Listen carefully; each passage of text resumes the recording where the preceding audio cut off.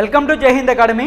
ఈరోజు కరెంట్ అఫైర్స్లో మొదటి అంశం ఏపీకి అత్యుత్తమ ఇంధన సామర్థ్య అవార్డు. సో ఏపీకి నేషనల్ ఎనర్జీ కన్జర్వేషన్ అవార్డు 2023 రావడం జరిగిందనమాట. వరుసగా రెండో ఏడాది కూడా ఈ అవార్డు రావడం జరిగిందనమాట. సో ఈ అవార్డుకి సంబంధించి ఏ విభాగంలో ఇస్తారంటే ఇంధన సామర్థ్యం వినియోగంలో భాగంగా ఎనర్జీని కన్జర్వ్ చేసినందుకు గాను ఆంధ్రప్రదేశ్కి ఈ అవార్డు రావడం జరిగిందనమాట. సో అవార్డు ఏ విభాగంలో ఇస్తారంటే బ్యూరో ఆఫ్ ఎనర్జీ ఎఫిషియన్సీ అనేది ఏం చేస్తుందంటే దేశవ్యాప్తంగా ఉన్న ఈ యొక్క రాష్ట్రాలని 4 జాబితాలోకి వేస్తుంది.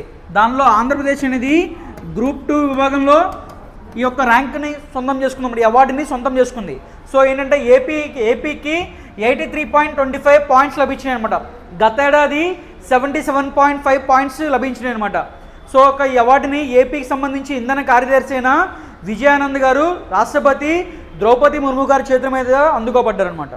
మరొక అంశం ఏపీ పాయింట్ ఆఫ్ వ్యూలోనే వైఎస్ఆర్ సుజలధార అనే పథకం ఏంటంటే ఉద్దానం బాధితులు ఎవరైతే ఉన్నారో ఆ ఉద్దానం బాధితులు శ్రీకాకుళంకి సంబంధించి 700 కోట్లతో ఒక ప్రాజెక్ట్ స్టార్ట్ చేశారన్నమాట. వైఎస్ఆర్ సుజలధార ఎక్కడంటే శ్రీకాకుళం అని చెప్పాలి. కిడ్నీ బాధితుల కోసం ఈ యొక్క ప్రాజెక్ట్ అనమాట. మొత్తం 700 crores అనమాట. ఇటీవల కాలంలో వైఎస్ఆర్ సుజలధార ఏ ప్రాంతంలో స్టార్ట్ చేయడం జరిగిందంటే శ్రీకాకుళం అని చెప్పాలి. మరొక అంశం మోదీకి 14 దేశాల అత్యున్నత జాతీయ పురస్కారాలు. సో విదేశీ వ్యవహారాల మంత్రిత్వ శాఖ వెల్లడించిందనమాట. సో ఏంటంటే మోడీ గారికి వివిధ దేశాలకు సంబంధించి ఆ దేశ అత్యున్నత పురస్కారాలు మొత్తం ఇప్పటి వరకు 14 రావడం జరిగిందనమాట. 2016 నుంచి చూసుకుంటే కనుక మొత్తం 14 అవార్డ్స్ రావడం జరిగిందనమాట. 2018లో అత్యున్నత పర్యావరణ అవార్డు మోదీకి ఐక్యరాజ్య సమితి ప్రదానం చేసినప్పుడు వివిధ దేశాలకు చూసుకుంటే కనుక 2023లోనే కరెక్ట్గా 5 అవార్డులు రావడం జరిగిందట.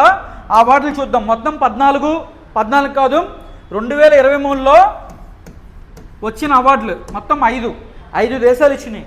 Fiji, Papua New Guinea, Egypt, France, Greece. ఈ మొత్తం 5 దేశాలు 2023లో ఇవ్వడం జరిగిందనమాట. ఆ దేశాలకు సంబంధించి అవార్డ్స్ని ఏమంటారంటే order of Fiji companion the highest civilian award అంటారు ఫిజీకి సంబంధించి. ఆ తర్వాత పపువా న్యూగినియాకి సంబంధించి order of Logohu grand companion order of civilian award అనమాట. ఆ తర్వాత ఈజిప్ట్ చూసుకుంటే కనుక order of Nile collar the highest civilian award అనమాట.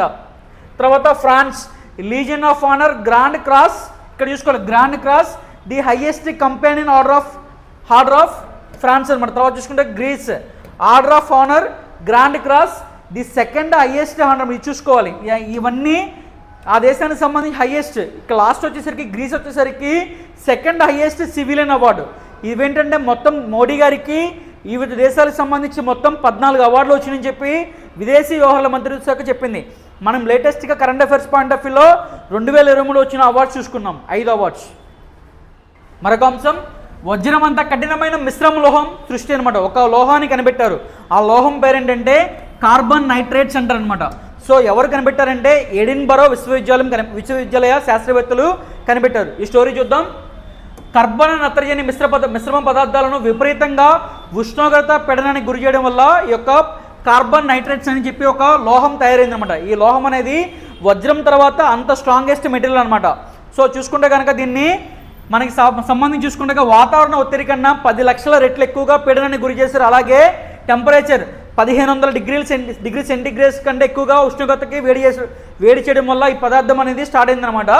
Carbon nitrates. ఈ యొక్క కార్బన్ నైట్రేట్స్ని ఎక్కడ ఉపయోగిస్తారంటే సౌర పలకాలు, ఫోటో డిటెక్టర్స్, అలాగే కటింగ్ టూల్స్లో అంతరిక్షాలకు సంబంధించి ఏమైనా పోత దగ్గర ఇది ఉపయోగించే అవకాశం ఉంటుంది. సో అత్యంత కఠినమైన పదార్థం దేని తర్వాత అంటే ఈ యొక్క డైమండ్ తర్వాత అత్యంత కఠినమైన పదార్థం కార్బన్ నైట్రేట్ని ఎవరు కనిపెట్టారంటే ఎడిన్బరో విశ్వవిద్యాలయం అనమాట.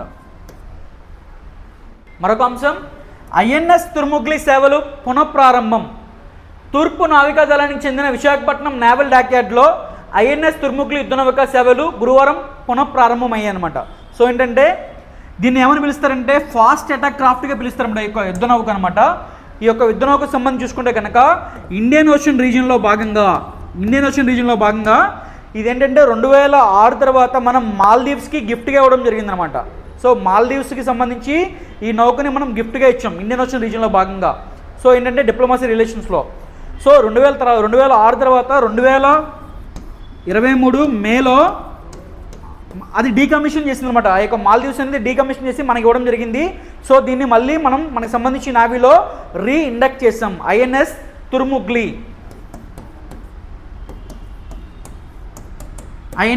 ఈ యొక్క ఐఎన్ఎస్ తుర్ముగ్లీని ఎవరు స్టార్టింగ్లో గార్డెన్ రీచ్ షిప్ బిల్డర్స్ వాళ్ళు నిర్మించారనమాట. లేటెస్ట్గా ఇది రీఇండక్ట్ అయిందనమాట.